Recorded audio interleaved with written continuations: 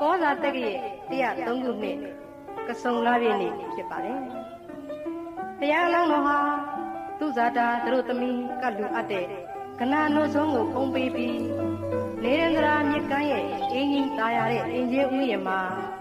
နေ့အခါတန့်စင်နေထိုင်တော်မူပြီးညနေကျမ်းမှာတော့ဘောဓိပင်ကိုကြွားမြန်းတော်မူလို့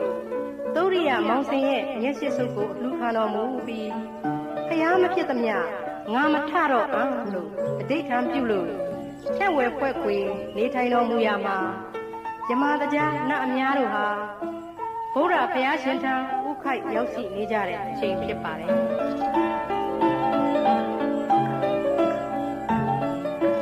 အဲဒီလိုနေထိုင်တော်မူပုံကိုမြင်ရလို့ဧကံမုတ်ချဘုရားဖြစ်တော်မှာပဲလို့သိတဲ့မနတ်မင်းဟာနတ်စစ်တီတွေကိုတတ်မတော်ကြီးဖန်တီးလိုက်ပါတယ်။အဲဒီနတ်စစ်တီတတ်မတော်ကြီးဟာဆိုရင်ရှေ့က12ယူဇနာလက်ဝဲလက်ရာ12ယူဇနာစီအထက်